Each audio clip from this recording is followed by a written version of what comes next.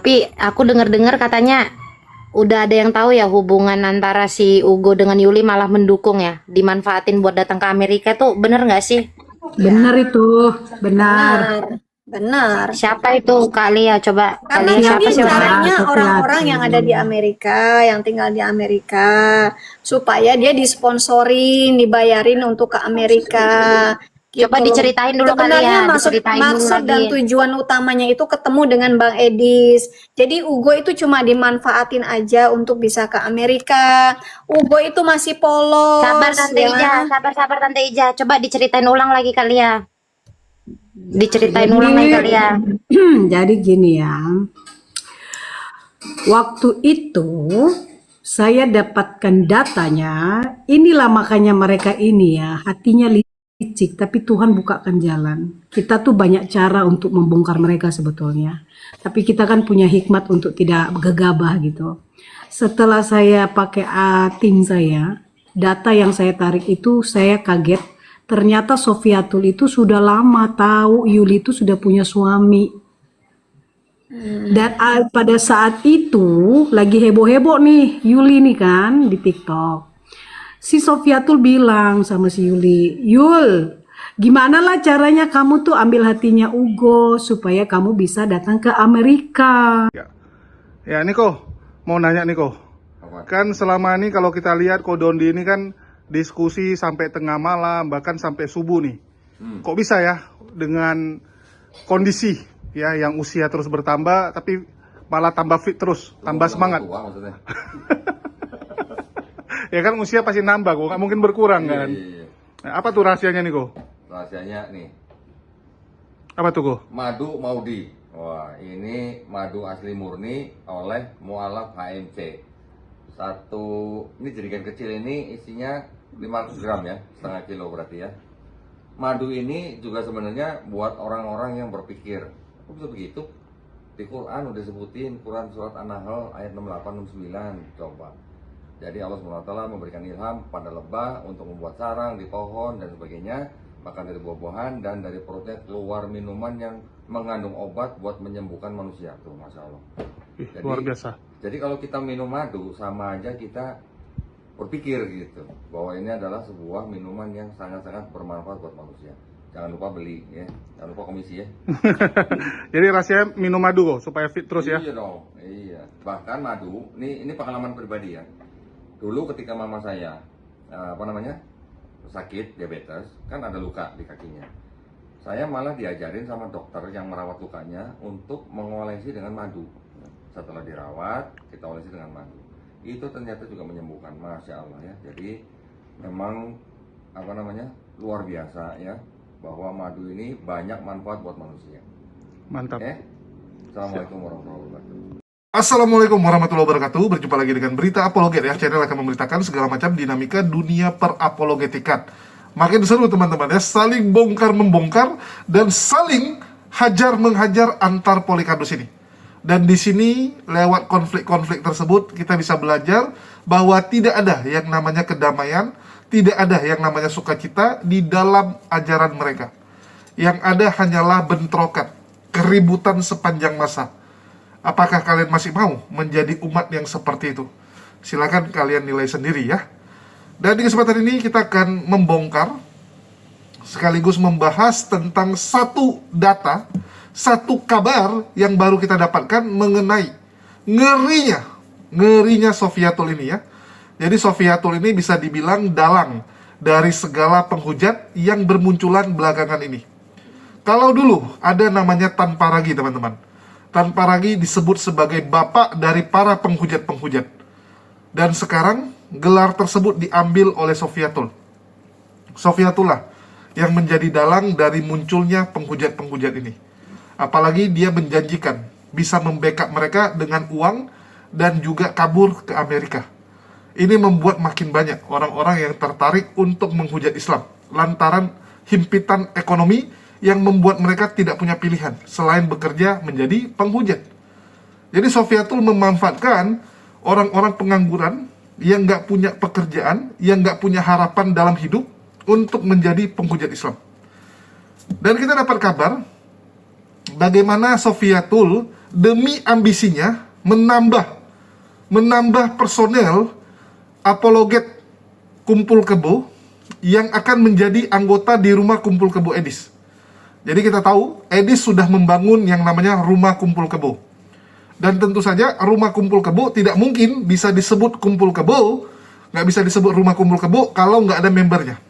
Di rumah tersebut sudah ada Edis, terus ada Suwarni, dan ada Sofiatul. Tentunya ini masih kurang teman-teman, masih kurang. Karena yang apologet kumpul kebo baru Edis dan Sofiatul. Sedangkan jumlah kamarnya lumayan banyak. Jadi mereka butuh tambahan personel. Dan salah satunya adalah Yuli yang memang dari awal digadang-gadang akan segera menyusul ke Amerika. Yang pertama, hubungan Yuli dan suaminya tidak harmonis. Sehingga Yuli ingin meninggalkan suaminya. Selama ini pun Yuli sudah sangat sering melakukan perselingkuhan. Kalau kita dengar data-data dari pihak Dewi Monyong, Pak Bom Bom, dan sebagainya ya. Termasuk Robert Lele yang sering sekali membongkar perselingkuhan yang dilakukan oleh Yuli ini. Dan yang cukup menarik teman-teman, Yuli ini ternyata berambisi ke Amerika sejak dari awal kemunculan dia. Sejak dari awal dia tahu Edis ada di Amerika, dia tertarik juga untuk bisa seperti Edis, untuk bisa tinggal di Amerika seperti Edis. Nah, jadi memang mimpinya Yuli untuk bisa pindah ke Amerika. Ini agak wajar lah ya, karena Yuli selama ini kan kuliahnya di Bali. Dia kuliah di Bali, dan biasanya orang-orang Bali itu bermimpi kalau nggak ke Australia, ya ke Amerika. Karena banyak bule di situ, dan mereka tuh yang main musik ya, terutama yang main musik, dan yang bagian show-show dan sebagainya, itu punya ambisi pingin nikah sama bule, dan tinggal di Aussie maupun di Amerika. Begitu juga dengan Yuli. Ya mungkin dulu dia sudah mencoba lewat jalur bawah perut, tapi gagal memikat bule mungkin ya. Nah, kalau Dewi Monyong kan berhasil dia. Reda Marbun walaupun bentukannya seperti itu berhasil juga. Nah, kalau Yuli mungkin gagal ya. Dulu waktu di Bali dia gagal mendapatkan bule, sehingga setelah sekarang menikah dia pingin mencoba kembali. Tapi karena peluang di Indonesia agak kecil ya, mending langsung ke Amerika. Karena kalau langsung di Amerika kan yang kamu jumpai bule-bule. Kemungkinan kamu dapat bule besar. Kalau di Bali persaingan gede gitu, karena orang-orang lokal yang mengincar bule bukan hanya Yuli, banyak gitu kan. Jadi persaingannya agak berat. Nah, tapi kalau langsung di Amerika, menurut dia akan gampang, sehingga Yuli itu dari awal berambisi ke Amerika. Dan hal tersebut diketahui oleh Sofiatul. Bahkan status Yuli yang sudah bersuami pun Sofiatul sudah tahu. Dan memang Sofiatul udah pernah ngomong ya. Jadi dia bilang dari awal dia sudah tahu betul ya tentang siapa Yuli, Lina Wijaya punya kasus. Jadi Sofiatul selalu mengatakan dia itu paling tahu sebenarnya. Paling tahu, tapi selama ini nggak mau campuri dan nggak mau urusin. Nah ini juga salah sebenarnya. Dia sebagai kakak, ya sebagai pemimpin dari kelompok herder ini, dia sudah tahu bahwa Yuli ini punya suami, tapi kenapa dia malah menyuruh Yuli untuk merayu-rayu Hugo? Bagi teman-teman yang belum tahu, Hugo ini adalah orang Indonesia yang tinggal di Amerika. Mantan diaspora Indonesia atau mantan warga Indonesia lah, yang sekarang sudah punya paspor. Ya, sudah punya paspor tanda pengenal sebagai warga Amerika. Jadi Hugo ini orang Amerika. Dan otomatis kalau kamu menikah dengan Hugo, kamu otomatis akan jadi warga Amerika juga. Karena istri dari orang Amerika itu akan dapat kewarganegaraan Amerika. Memang kelebihan negara Amerika gitu teman-teman. Kalau salah satu pasanganmu orang Amerika, ya otomatis kamu akan ikut jadi warga Amerika. Tapi memang ada nanti pemeriksaan-pemeriksaan. Ya, jadi pemerintah Amerika karena saking banyaknya orang-orang yang gunakan cara kawin kontrak supaya dapat warga negara, itu pemerintah Amerika sampai ngecek langsung ke rumah, nanti akan ngetes, kasih ujian ya, kamu kenal nggak dengan istrimu, seberapa kamu mengetahui pasanganmu, nah, itu dites. Dan kalau gagal dalam ujian tersebut, nah, itu bisa dicoret, bisa nggak jadi dapat kewarganegaraan. Nah, jadi nanti akan dites itu. Mereka akan ngecek, kamu tinggal nggak serumah, terus kamu tahu nggak hobi pasanganmu, kamu tahu nggak makanan kesukaan pasanganmu, terus kapan kalian jadian, kapan kalian menikah, itu akan ditanyain. Nah, jadi memang bisnis kewarganegaraan cukup sering terjadi di Amerika. Dan Yuli melihat bahwa peluang dia untuk ke Amerika salah satunya adalah lewat Hugo. Nah, itulah dia coba rayu Hugo, ya, supaya mau sama dia. Dan sekali lagi teman-teman ya, tapi kan Yuli punya suami, ya. Suaminya kan nikah secara Indonesia.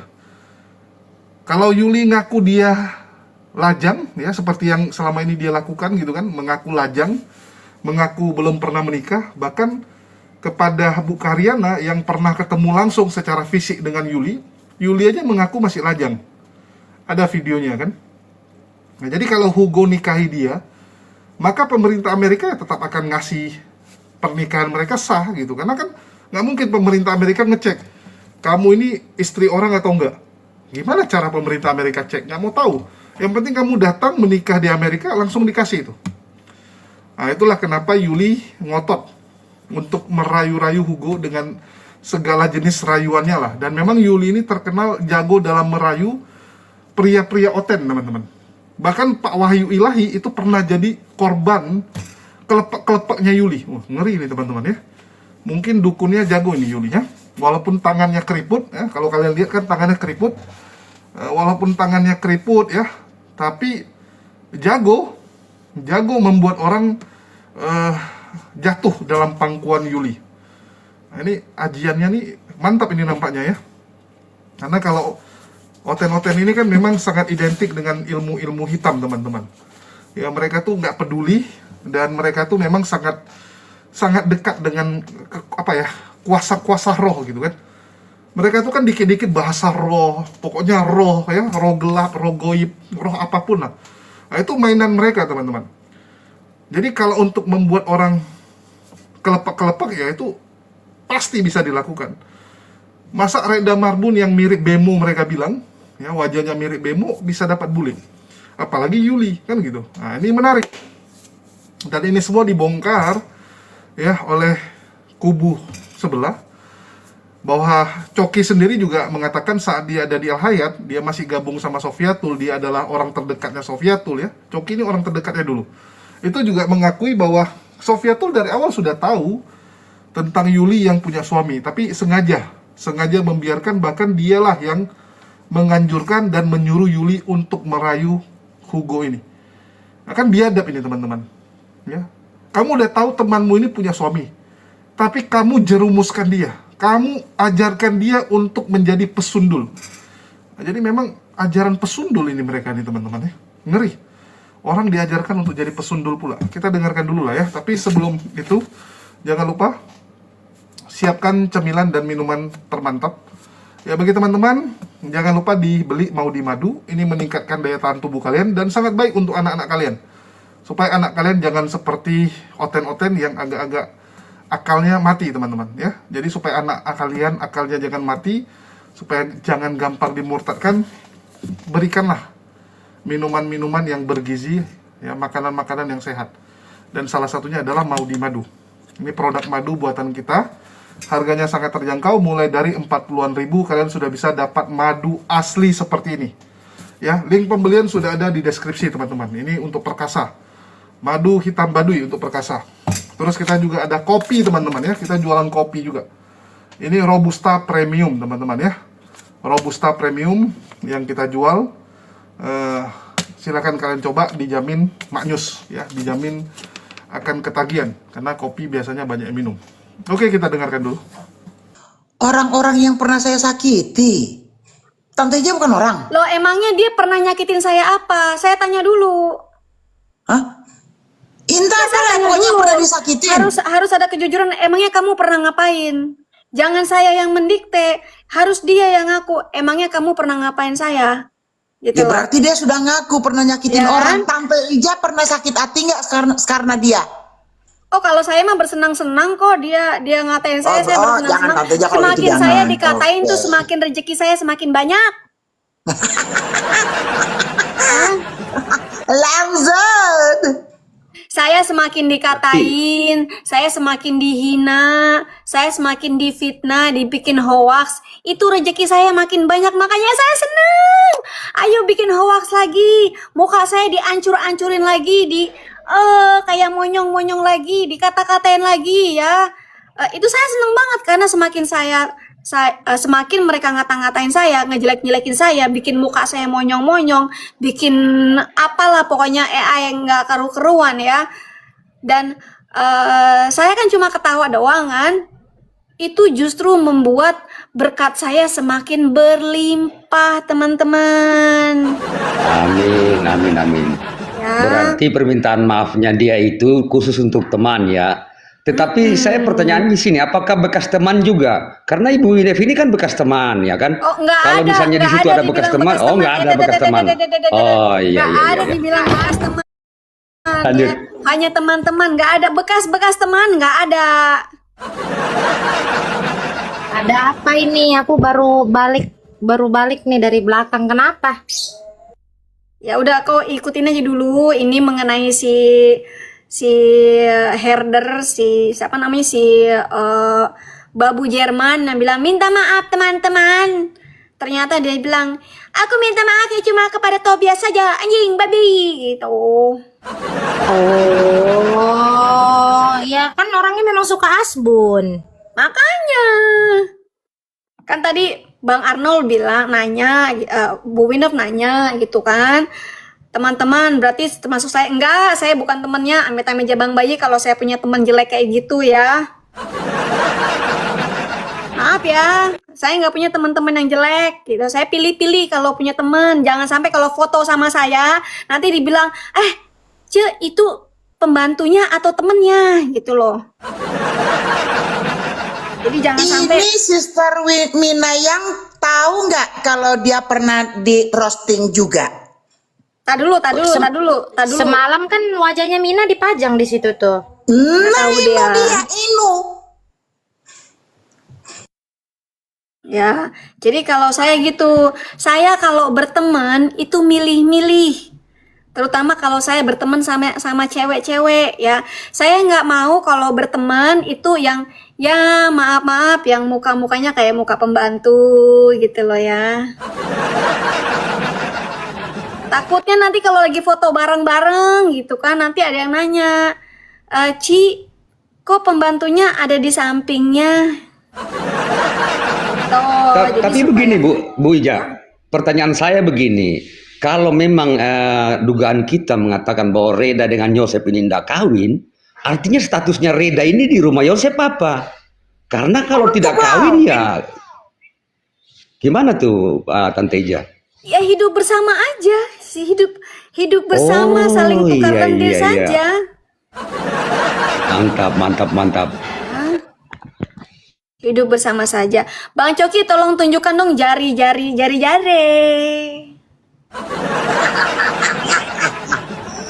Minayang tadi malam nggak nonton ya? Tadi pagi ya? Tapi bentar dulu Bu Winef. Foto-fotomu tuh di roasting di sana, di apa namanya tuh, dinampakkan tuh apa namanya? Ya dipajang di situ, dipajang di Foto-fotomu loh. Nggak apa-apa, Minayong itu cantik ya. Saya sudah lihat Minayong cantik. Apalagi kalau dipoles ya, Minayong itu kalau dipoles, Disepil namanya, disepil. Tuh. Lo nggak apa-apa, bagus, nggak apa-apa. Yang rambutmu kribi, yang rambutmu nih, teman-teman. pokoknya dah. Kalau saya lagi foto-foto gitu loh teman-teman gitu kan, terus ada yang jarinya kayak gini, nanti kan saya dibilang, itu pembantu kamu atau apa sih kok jarinya kayak gitu kan? Ini wah jari tukang cebok ini. Tukang cebok babi. Enggak, bukan masalah cebok babi atau enggak. Ini kan tidak terawat. Sementara saya dan teman-teman saya semuanya itu terawat semua. Meskipun nggak ada cat kukunya ya, tapi tetap terawat gitu loh. Nggak kayak begini. Nih teman-teman, ini kuku-kuku saya ya. Tuh saya deketin ya, ini kuku-kuku saya ya. Tuh ya. Nggak ada yang kayak gini. Jadi ini kukunya siapa Tante Ija? Saya kan ini yang di bawah kukunya kagak paham. Yuli ya. Ini kukunya Yuli waktu lagi nunjuk-nunjuk ke chatnya dia sendiri sama si Ugo ya. Maafikal yang di bawah. Kangen maafikal yang di bawah. Jilat yuk. Yang begitu. Nah, Tapi itu videonya serius deh. Itu videonya ada di Stupid Herder ya, Anda silakan lihat sendiri. Tapi Kenapa, serius Jet? itu kulitnya kenapa sih? Aku dari kemarin aku bingung kulit jari itu kenapa Lu nanya sama gue, mana gue tahu. Bisa jadi kurap, bisa jadi jamur, bisa jadi melenting karena kecipratan rokok, kecipratan apa namanya, api rokok atau apa. Dia kan perokok berat kan, rokok yang berasap dan rokok yang muncrat. Ini yang jadi pertanyaan Tante Eja. Ini saya masih bingung. Ini jari ibu jari tangan atau ibu jari kaki nih? Telunjuk, Saya jadi telunjuk. pertanyaan ini. Jari kaki. Oh, telunjuk. Jari kaki, Pak. Jari telunjuk, Pak. Telunjuk tuh, jari telunjuk tuh. Bagaimana jari kaki Aku ada kira di jari kaki, Bu Ines. layar? Tapi Mau itu lihat jari jari kaki? telunjuk itu kan. Mau lihat Sebenarnya saya dia kasih nggak lihat jari sadar. kaki ya. Iya. Salah. Itu kan jari telunjuk Telunjuk. satu jari. Satu jari tunjuk WA-nya dia dengan Ugo. Tapi empat Kayaknya jari nunjukin nunjuk dirinya. nunjukin itu ke layar. Ih, najis ih. Nggak Iya, malu deh. sebenarnya dia lagi nunjukin dirinya. Sebenarnya itu chat itu benar, itu chatnya dia Iya, dengan iya, iya, Ugo. iya, ih. Tapi satu telunjuk itu dia nyangkal. 4 jari itu benar buat Itu dia. mana ya biar kelihatan terang ya jari kaki gua ya. Nah, tuh jari kaki gua ya. Nah, nggak ada yang burik-burik hitam ya, meskipun nggak pakai cat kuku ya teman-teman ya. Tapi jari kaki gua nggak seburik itu ya. Jari kaki Tante Eja malah lebih mulus daripada jari tangannya yang ditampilkan ini. Aduh, Ini masih ini kali. Ini masih jari kurang kalau nggak pakai kombinasi. kuku-kukuan ya. Ini kan kuku-kuku yang dilem ya. Ini jari Nih. kalau nggak pakai kuku-kukuan. Nah, dikira Kasih orang di lihat kaki lagi ya. tukang. Kaki tukang nah sawah. itu jari ya, kaki yang nyawa. gua ya. Ini jari kaki gue nggak bentar, pakai cat bentar. kuku lo ya. Bu Winef nggak boleh kurang ajar ya. Itu penistaan terhadap tukang sawah, tukang kebun, nggak boleh ya. Nggak boleh. Kasihan tukang kebunnya.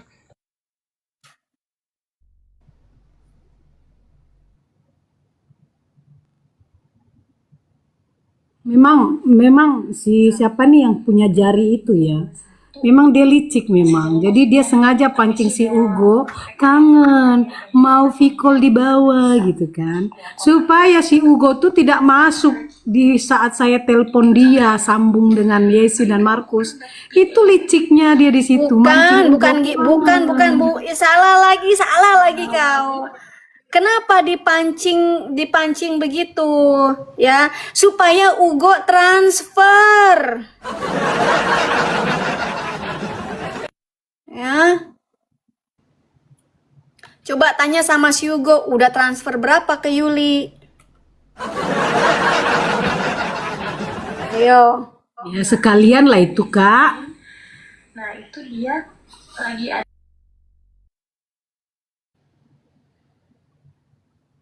Tapi aku dengar-dengar katanya udah ada yang tahu ya hubungan antara si Ugo dengan Yuli malah mendukung ya, dimanfaatin buat datang ke Amerika tuh bener nggak sih? Benar itu, benar. Benar. Siapa itu Kak Lia? Coba Kak Karena Lia siapa dia sih orangnya? caranya Sofia orang-orang Tuh. yang ada di Amerika, yang tinggal di Amerika, supaya dia disponsorin, dibayarin untuk ke Amerika. Coba Gitu. diceritain dulu Sebenarnya kalian, maksud diceritain dulu maksud dan lagi. tujuan utamanya itu ketemu dengan Bang Edis. Jadi Ugo itu cuma dimanfaatin aja untuk bisa ke Amerika. Ugo itu masih polos. Sabar Tante ya. Ija, sabar Tante Ija. Coba diceritain ulang lagi Kak Lia. Diceritain ulang lagi Kak Lia. Jadi gini ya. Waktu itu saya dapatkan datanya, inilah makanya mereka ini ya, hatinya licik, tapi Tuhan bukakan jalan. Kita tuh banyak cara untuk membongkar mereka sebetulnya. Tapi kita kan punya hikmat untuk tidak gegabah gitu. Setelah saya pakai tim saya, data yang saya tarik itu saya kaget. Ternyata Sofiatul itu sudah lama tahu Yuli itu sudah punya suami. Dan pada saat itu lagi heboh-heboh nih Yuli nih kan di TikTok. Si Sofiatul bilang sama si Yuli, Yul, Gimana lah caranya kamu tuh ambil hatinya Ugo supaya kamu bisa datang ke Amerika. Karena memang Yuli ini memang ambisi dia mau ke Amerika semenjak dia sudah dikenal ketika dia naik di roomnya si Edis. Dia tahu Edis nggak punya uang karena hasil dari donasi. Makanya mau tidak mau dia manfaatin si Ugo. Nah, Ugo ini yang kasihan, laki-laki yang mau dimanfaatin karena polosnya dia. Saking baiknya karena memang namanya juga iblis ya. Kalau perempuan goda-goda, mancing-mancing, ya laki-laki mana yang nggak, aduh gitu. Tapi memang dalam hal ini aku juga Bang salahkan Coki, Ugo. awas hati-hati ntar kelihatan ditutupin dulu pakai apa namanya selotip kameranya Bang Coki. Bang Coki itu kameranya ditutupin dulu pakai selotip atau apalah. Biar nggak kelihatan orang mondar-mandir Bang Coki. Dia nggak ngeh itu. Tapi kira-kira kalau si Hugo tahu ternyata begini jari-jarinya, masih mau nggak si Hugo ya?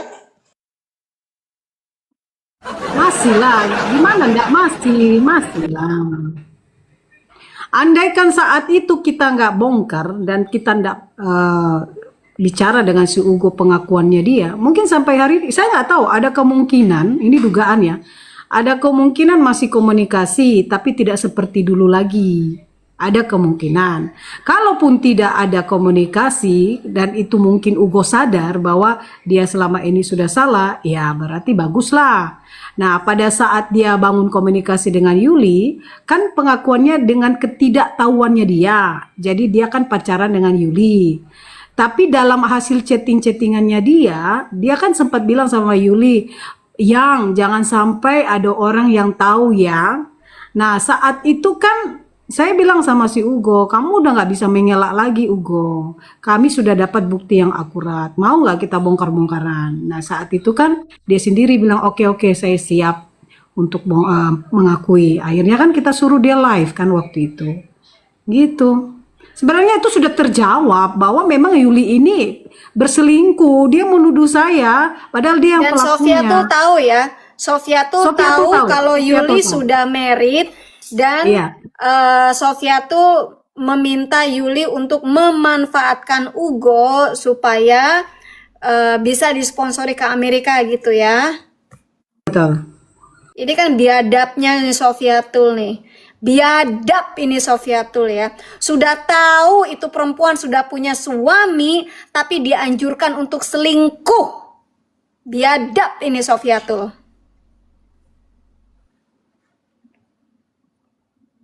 Saya jadi marah loh kayak gini nih. Itu perempuan gak tahu diri, itu memang perempuan pezinah kali kamu tuh. Kamu sudah tahu Yuli sudah punya suami, tapi kamu justru menggunakan Yuli sebagai umpan atau menggunakan Ugo menjadi umpan dan terjebak dalam perzinahan. Ya kan boleh poligami tante, boleh poligami. Enggak, bukan itu masalahnya. Kalau poligami kan satu cowok banyak perempuan, ya. Ini Loh bukan kesana kan poligami tujuannya lagi. apa? Tujuannya Tapi kan medis. memanfaatkannya ini loh, memanfaatkan orang yang nggak bersalah. Ya memang biadab ini Sofiatul. Membuat orang terjebak dalam dosa perzinahan. Ugo ini inosen. Kalau buat saya Ugo ini aduh innocent banget. Ya ini korban si Ugo sebenarnya. Biadab ini. Betul, Ugo itu korban memang. Saya juga sudah bilang sama si Ugo, kamu tuh korban bro, saya nggak salahin kamu 100%. Saya nggak pernah nyalain Ugo ya. Tapi memang biadab ini si Sofiatul. Sorry kawan-kawan, saya emosi nih kalau yang begini. Tai kucing memang Sofiatul ini.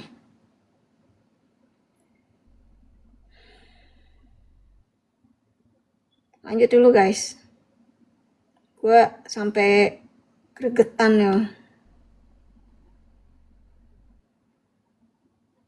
Aku juga ini Kak Ica ya, saya juga heran ya sama orang-orang yang sekitarnya, misalnya sekitarnya Nabirong, sekitarnya Yuli yang tahu ini hubungannya Yuli dengan Nabirong saat itu. Sampai hari ini mereka cuma belakang layar saya bilang, kamu berani dong ngomong. Saya pernah berkali-kali minta sama Nabi Rom, sampaikanlah kebenarannya, karena ini sudah membawa banyak korban. Gara-gara tuduhannya Yuli untuk menutupin sikap busuknya dia gitu loh.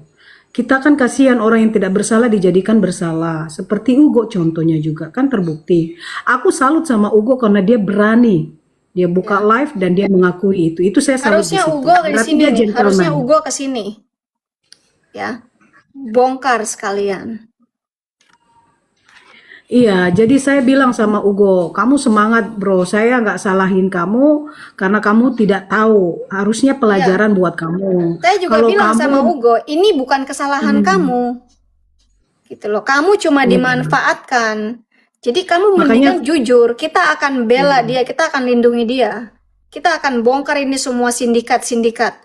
Ini kelompok pezina semuanya, bahkan menganjurkan orang berzina dan menjebak orang yang innocent, orang yang tidak bersalah masuk ke dalam dosa perzinahan.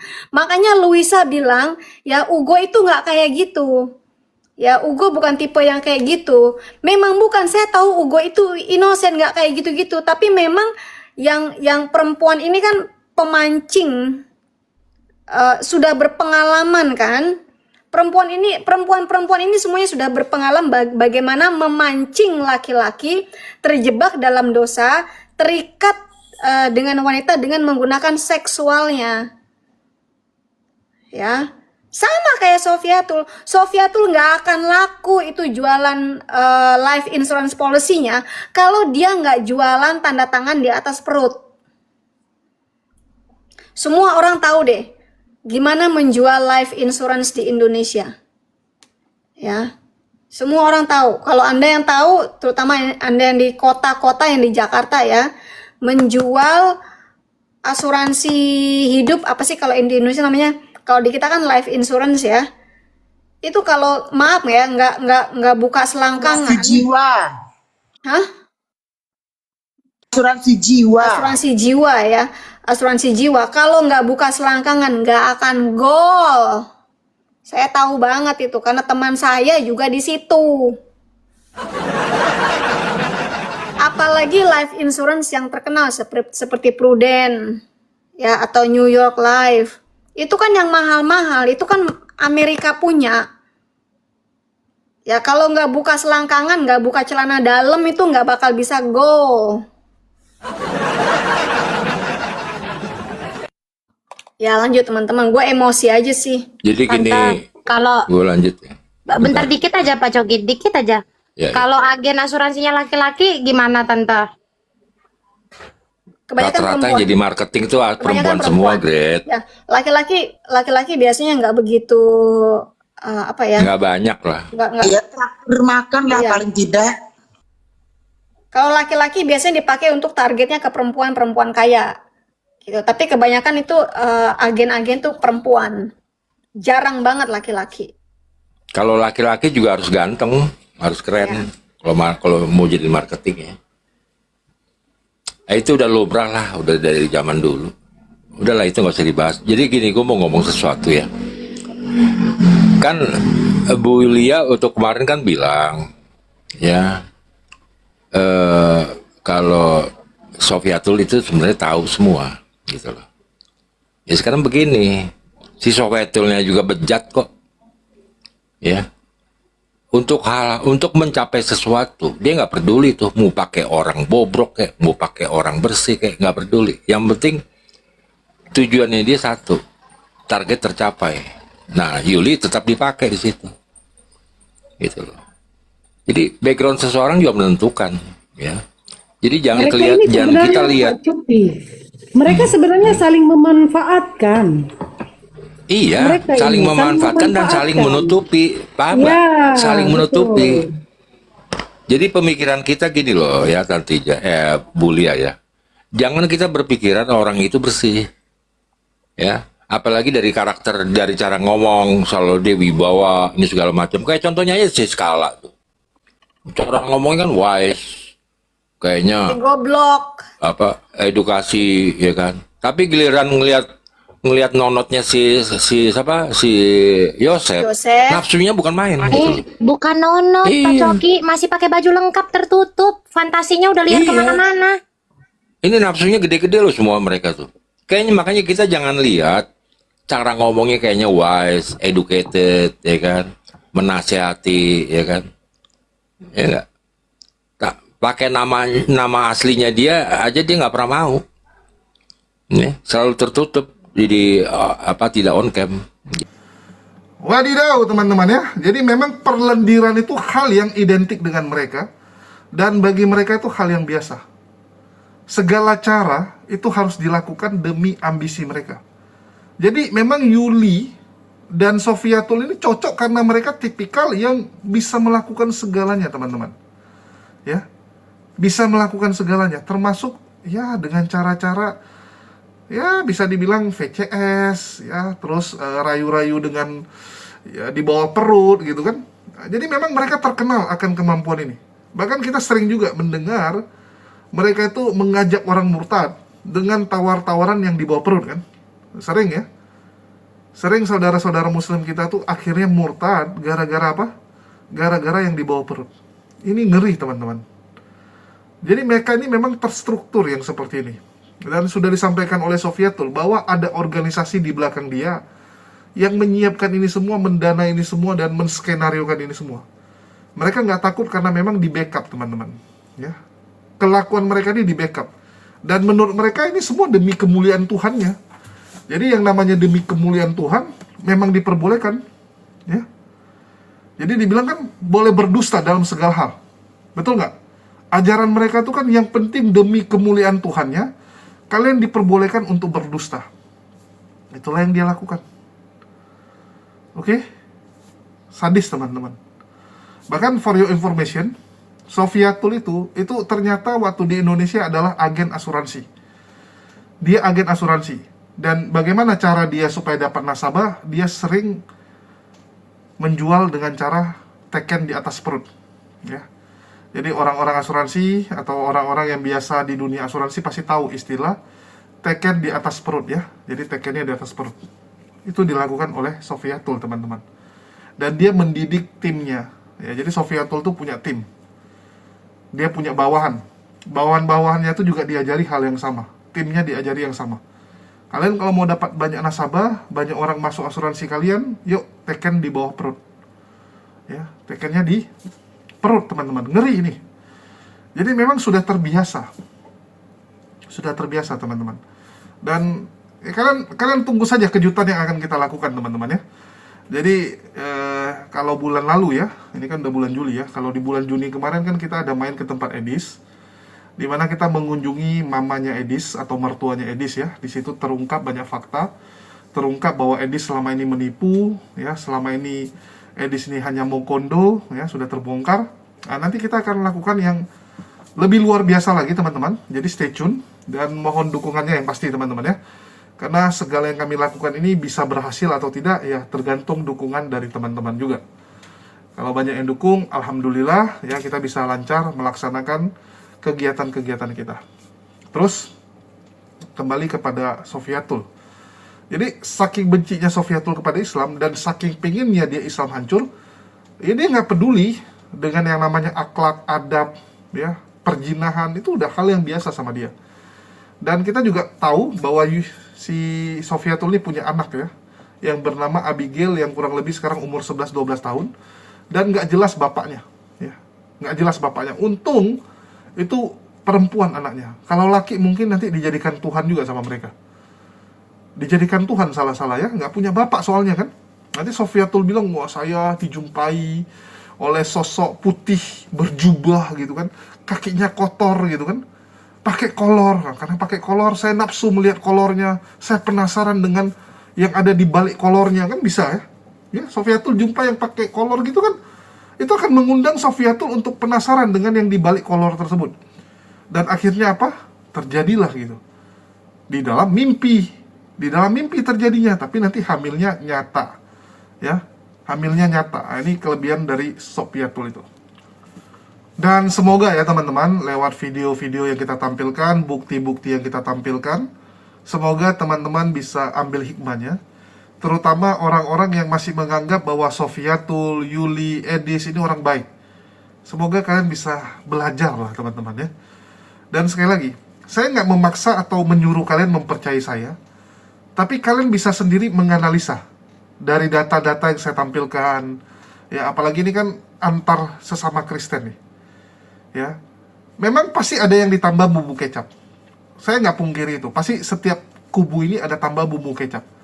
Tapi kan ada data yang mentahnya yang bisa kalian olah dan kalian pikirkan baik-baik. Ya, ini yang kalian harus tahu. Dan sebenarnya agak lucu juga ya. Tangan Yuli ini kok. Saya pikir tadi tangannya Reda Marbun tuh awal-awal ya. Jarinya Reda Marbun. Rupanya jarinya Yuli. Ini mungkin jari pekerja keras ini teman-teman ya. Banyak banting-banting ya. Mungkin dulunya Yuli ini tukang ngumpul rongsokan ya, bisa jadi gitu kan. Bisa jadi dulu dia tukang bangunan ya. Jadinya seperti itu. Tapi kita nggak tahu ya, itu urusan dia. Dan sekali lagi saya nggak mau urusin jari ataupun fisik orang lah ya. Itu kan problem masing-masing. Tapi yang mau kita garis bawah di sini adalah bagaimana demi ambisi mereka tuh bisa menghalalkan segala cara. Nah, ini yang berbahaya sekali.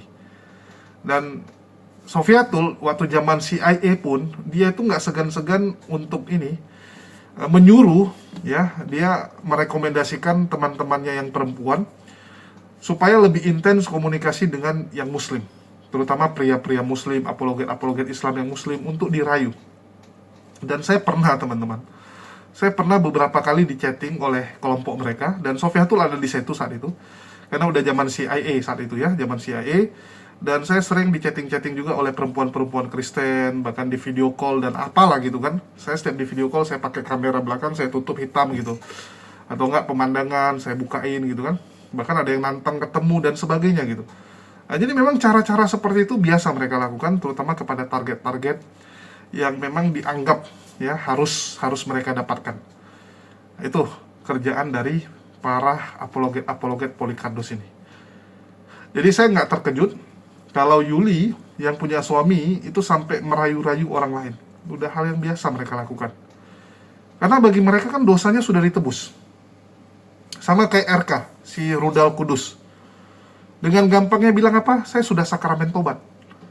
Jadi itu masalah pribadi saya. Yang penting pengajaran saya bagus gitu kan.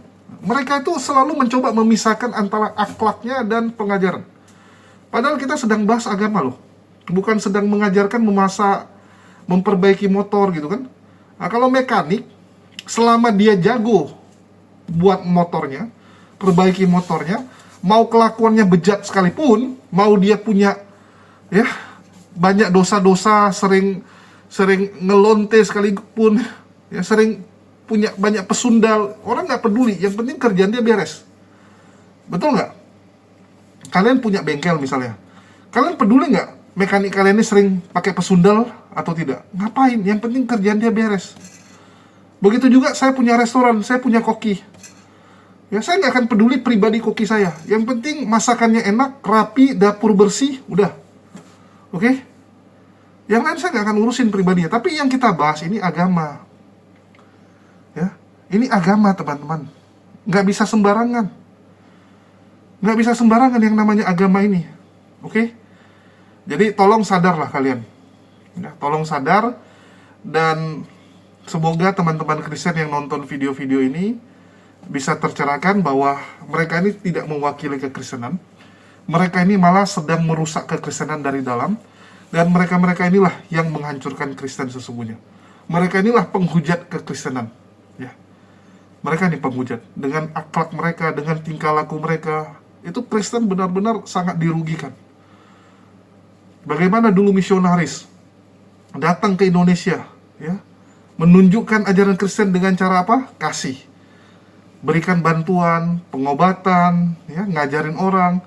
Tiba-tiba sekarang Kristen disebarkan dengan cara maki-maki agama orang lain. Ini kan kacau sekali, betul tidak? Siapa yang dirugikan di sini? Nama Kristen yang dirugikan, nama Kristen. Nah, jadi saya berharap orang-orang yang menonton ini bisa terbangun lah, ya, terutama orang-orang yang dari kalangan pendeta. Oke, mungkin itu aja dari saya yang bisa saya sampaikan di sini. Makasih buat teman-teman semua yang udah nyimak, dan jangan lupa ya di check out kopi dan madunya teman-teman. supaya makin seru nontonnya. Sekian dari saya, makasih buat semuanya. Di akhir kata saya ucapkan wassalamualaikum warahmatullahi wabarakatuh. Sampai jumpa di lain kesempatan.